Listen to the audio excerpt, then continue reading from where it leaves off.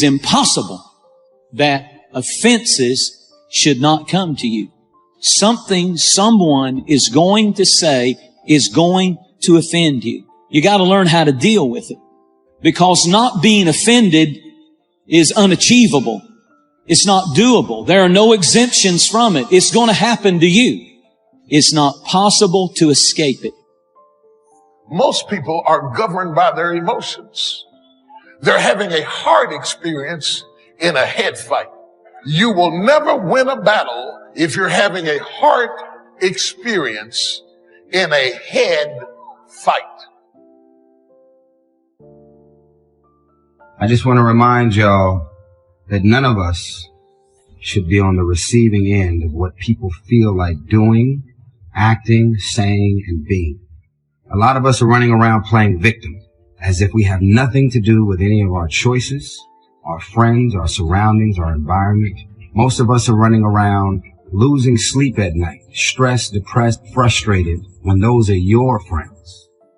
Are you so busy managing the emotional relationships that you have that you don't have the energy to think the thoughts you need to think to go where you need to go? It's possible for you to be delivered and still oppressed. Who am I? Most people haven't answered that question yet. And that's why they're still dressing like other people and acting like other people and fixing their hair like other people and following styles and following fashions and going with what hip and what. They don't know who they are. They're trying to find themselves. Who am I? Asking that central question in one's life. Looking at your strengths and your weaknesses. Getting some evaluation, determining what it is you want out of life. Self-approval. Approving yourself to do the things that you like to do. And going after the dreams that you like to go after. And we know when we don't approve of our dreams because of the fact that they stay up in our minds. We don't act on it. We come up with a variety of excuses on why we're not going into action. If you don't love you, if you don't like you, if you don't believe in you, if you're not experiencing the right emotions about you, you bring all those emotions with you to these places you go. Learning the strategies of being happy and fulfilled prior to having all these material things will serve you, because I have so many friends that have accomplished all the material things in their life, and those things made them happy short term, but they're living an unfulfilled destination here on earth.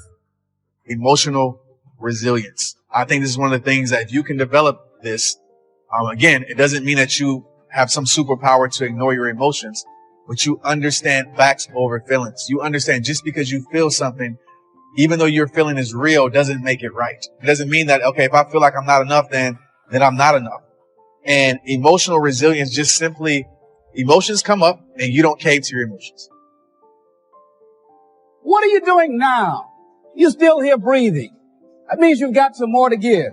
Doesn't matter how old you are. Doesn't matter about where you are. Doesn't matter about what you have. Life is about growing. It's about being productive. It's about stretching. It's about challenging yourself. So you start looking around and decide, hey, what else do I want to do? What got me here? What worked? What did not work? What do I need to do to repeat so that I can get the same kind of results in other areas of my life? True strength, it doesn't show when you feel like doing something. True strength is shown when you don't feel like doing it and you still show up and do it. Like, that's when true character is revealed, right? The hard times reveal the true character, not great times. I would start my day off. I would construct my day with being uncomfortable. Why? Because when I conquer that, when I push through that, I know I have no choice but to grow. If you're the smartest one in the room, you're in the wrong room. You want to get around the right people. You want to be in a room with people that you can learn from, that you can grow from, people that enhance you, people that inspire you, people that bring out the greatness in you. You want to be around people who compliment you, people who empower you. It is your own discipline that acts as the magic catalyst to give substance and depth to your ambition, to achieve your own plans and dreams, to have what you want to have, and to become what you want to become. Your consistent self-discipline is the magic catalyst. Anything worthwhile in your life, you're going to have to fight for it. You're going to have to fight for it. You're not just going to wake up one morning with a six-pack. If you want good health, you want to feel better, you're going to have to fight for your health. And so there's always the battle between, is this the best use of my time, or is this just something that's okay to do? You know, when you're trying to grow yourself, when you're trying to stretch yourself, improve yourself, there's always one thing you can guarantee yourself, and that's that an obstacle is going to show up. It's going to tell you stuff like, you're not good enough. What are you thinking about? Get out of here. What I'm saying to you is that there's something else in you. There's a version of you that already has everything you want, everything you need. There's a version of you that can pick yourself up, get out there and live again. You just have to discover your override. Feelings will lead us astray. Feelings can get us into trouble. And throughout life, you're going to have plenty of opportunities to lose your temper and say things you regret. You're going to get up some mornings and feel like being depressed, feel like going around in a bad mood. See, the feelings are always going to be there. But we've got to learn how to follow wisdom and do what we know is right and not just follow our feelings around. What you believe will dictate your thoughts on a moment-by-moment basis. And so your beliefs dictate your thoughts, dictate your emotions, dictate your actions, which produce your results. And your results, when you look at them, then just reinforce the original belief. And so we're caught in that construct, right? But the linchpin is the belief system.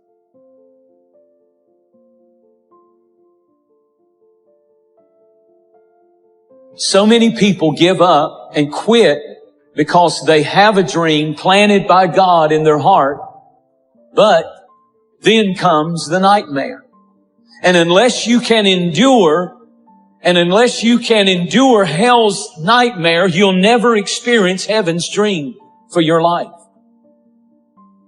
Don't wait for things to deteriorate so drastically that someone else must impose discipline into your life. How could you possibly explain the fact that someone else thought more of you than you thought of yourself, when you would have been content to let success go to someone else who cared more about themselves?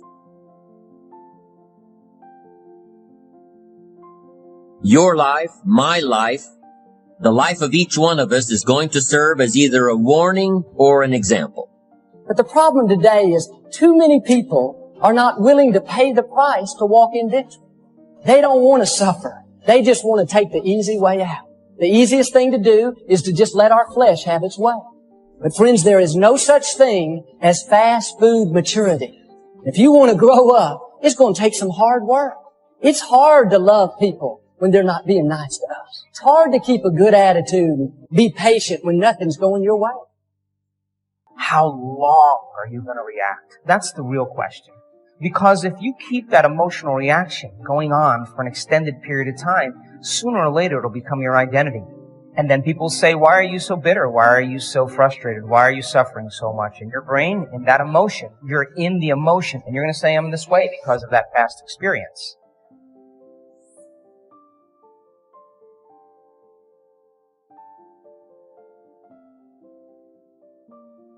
When you can see that every link in the chain will eventually lead you to the things you want most out of life, then you won't grow discouraged or fearful or impatient with today. When you can see where you're going through visual chain thinking, even on the toughest days, you'll keep building your ambition by knowing where you're going. Part of this visual chain thinking is built when you decide on your direction. When you can see where you're going to end up before you get there. On the outside, people don't look broken. You don't see bruises and you don't see scratches. People don't walk around in a big cast, so you can't tell with the naked eye. The problem is that there's a malfunction on the inside. They can't interpret the blessings of God. They can't receive compliments. They can't receive joy from friends. The second part is, it's like you try to cry out for help, but every time you try to speak up, you can't make a connection.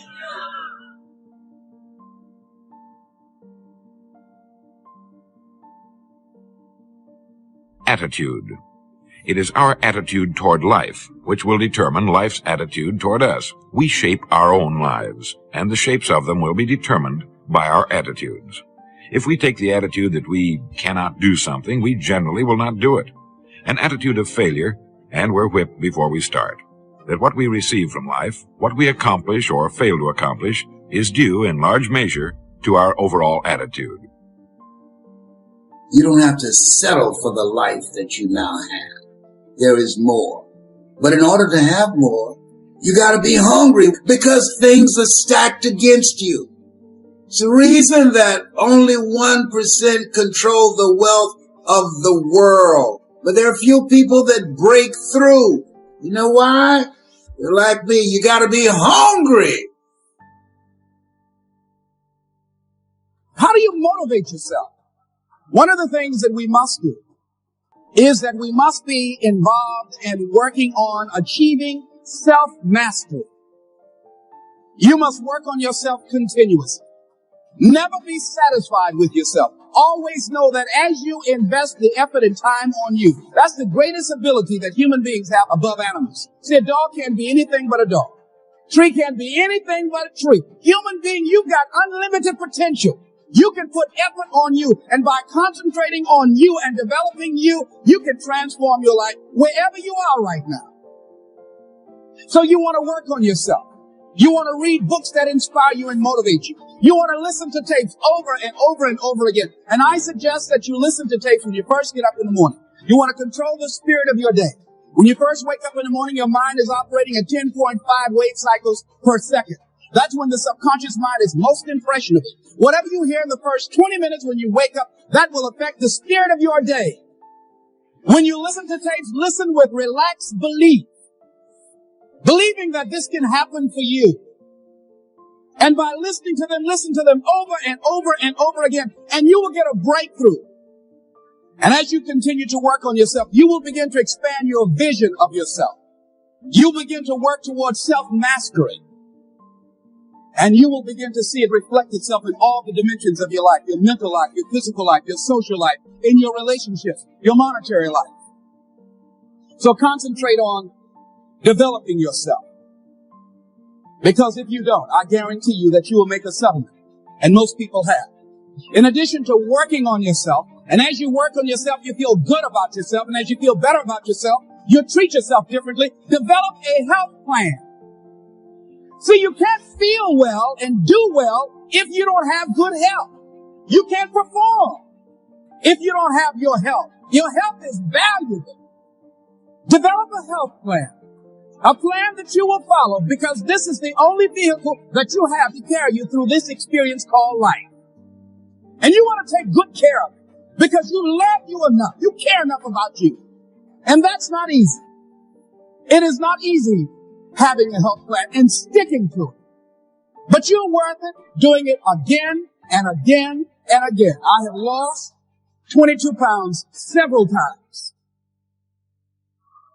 Next thing is, as you take care of yourself, the next key is keys to motivation, to self-motivation. You want to live life with energy and passion. You want to make a conscious effort to be lively. See, in life, you either saying hello or goodbye. You either on the way or in the way. Leave dead people alone. You want to smile. You want to be happy. You got a lot to be thankful for. But you watch some of the faces around you every day. And I tell you, some of these faces, they will put you in a depressed state of mind. So you want to avoid these kind of faces. The next thing that is a key to self-motivation is that you've got to ask yourself, what do I want out of life? What do you want out of life? What do you want out of a job? What do you want out of a career? What do you want out of a relationship? What do you want? What gives you your life? How will you know when you got it? What will make you happy? You need to know. You need to start asking yourself some questions. What do I really, really, truly want? You need to be exact about that. Don't be vague. Oh, I just want to be happy. That's too vague. What will make you happy? How will you know when you got it? Zero in on it. Be exact. Be specific. And as you do that, that will stimulate that superconscious mind or the reticular activating system of your mind that will begin to find those things, to identify with it. And once you begin to determine that which you want, take the time to write it down. Don't just think about it. Write it down. That is a subjective process that engages the subconscious mind. Write it down. Once you write it down, read it 3 times a day. Morning, noon, and night. Why is that important? Because what it will do, it will cause you to focus. It will cause you to concentrate. When that other conversation is going on telling you what you cannot do, telling you all of the impossibilities and all of the obstacles, your concentrating will begin to create a larger vision within yourself, and you start looking for and seeing some new opportunities. You start creating some openings for yourself.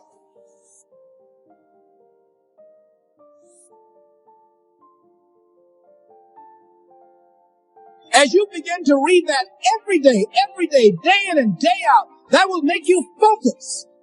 That will discipline your thinking. And you'll get all kind of creative ideas. As I talk to you right now, being involved in this immersion process, you're going to create some openings for yourself. You're going to get some ideas. You're going to feel your adrenaline flowing, and you're going to think about something, some idea you had. You say, I want to go back and I'm going to look at that again from a different vantage point. Not from the level of the problem of the obstacles that I encountered, but from a higher vantage point. Because what you will begin to see and to know as I have talked to the higher consciousness within you, that you are powerful, that you are a miracle worker.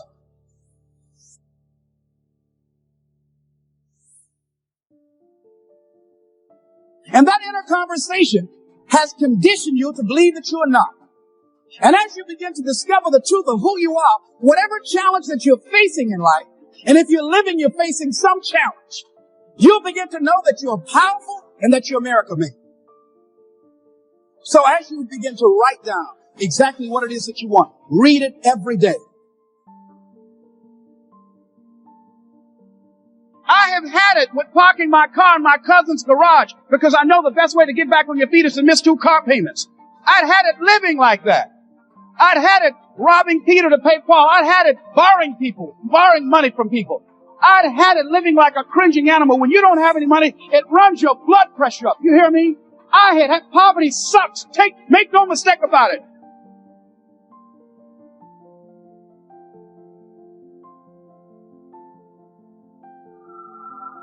I was working for a guy that I was miserable.